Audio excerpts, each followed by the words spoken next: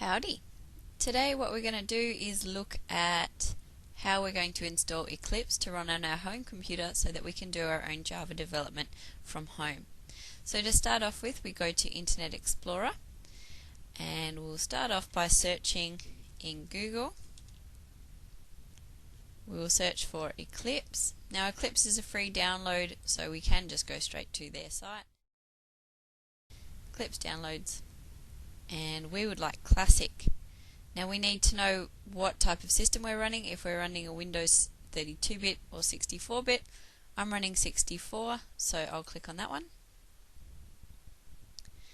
And I can then just click on the download button. I'm going to save this one to my downloads folder, downloads, and I'll save it in there. Now that our download's complete, let's just go find where we saved it and see if we need to do anything with it. So in the downloads, and it's just there, it's a zipped folder, so I'm going to extract it to that same folder.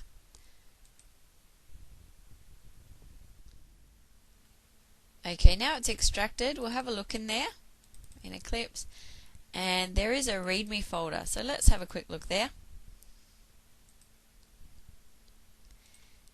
And there is some information that we're looking for here. For a Java development program to run, we actually need some Java information to work with. So we're running on Windows on this machine here, and I need to get, for my Java to run properly, I need Oracle Update 17 of Java 6, and I can either get that one or I can get a more recent copy. So I'm just going to copy that text, and I'm going to go to Google and we're going to search for it. Okay, let's just have a look here at Java SE downloads.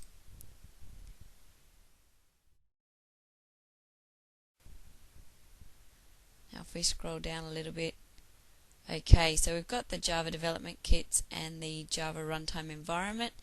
Now our file in the README said we need the JRE. So I'm just going to download the latest JRE just from there. Hit download. We need to accept the license agreement and then figure out which version we need to download. I'm just going to get the x64 down the bottom there. Okay, and from here we can save that one, and we'll also save that one to the downloads folder. Okay, that download just finished, so again, we'll just go and have a look. So I've got the downloads folder here, and we've got the JRE. Double click that one to install it and hit run. This will just install to the normal destination. If you want to change the folder, just tick on that box there, and we click install. So this has already been installed on this computer, but just to go through the process, I'm going to hit yes to reinstall.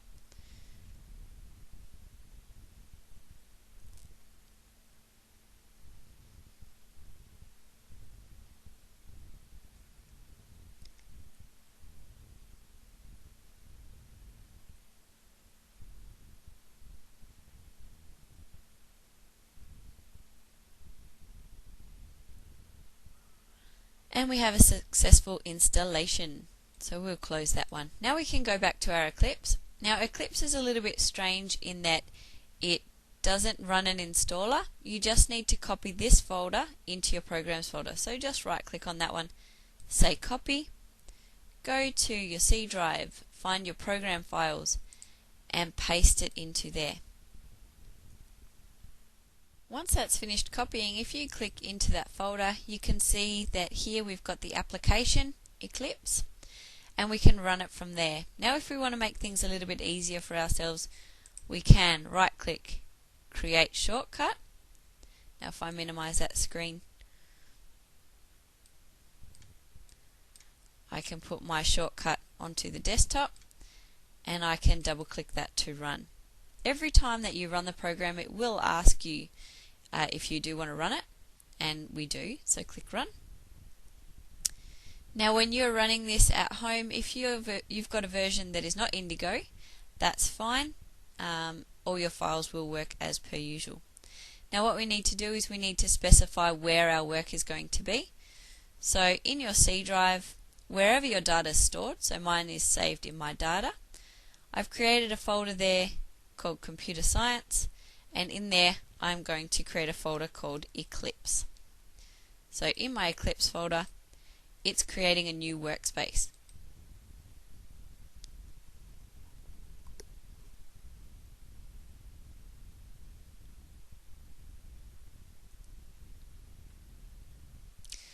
Here we get the welcome screen, and we only get this the first time we run it. We've got options to look at the overview or tutorials, but what we're going to do is we're just going to go to the workbench. From here, this is our working screen.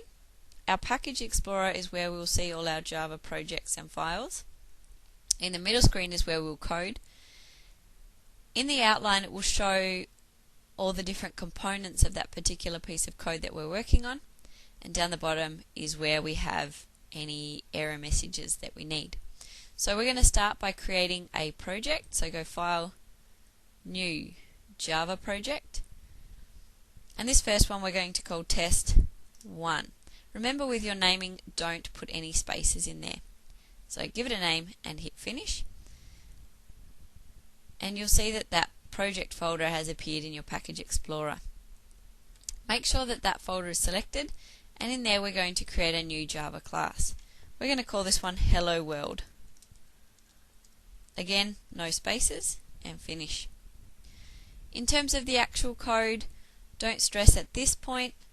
I will teach you how to code as the year progresses, but just to test that my installation has worked, I'm going to create a small applet that's just going to display some text on the screen. So at the top, I import some of the Java information that will allow my applet to run.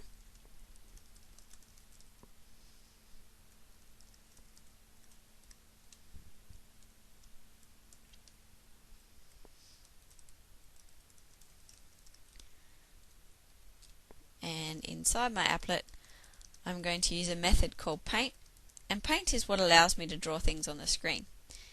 In there, I'm just putting a piece of code that will allow me to draw some text on the screen. This text will say Hello World, and it will be positioned on the screen 20 across and 20 down from the top left corner. Okay, so when I hit Run, that will allow my program to run, and the applet should appear on the screen. When you do press Run, it will force you to save your work. This is a bit of an added bonus. So my applet has popped up, it says Hello World. So if you've successfully been able to do this, it means that you've successfully installed Eclipse. Good work!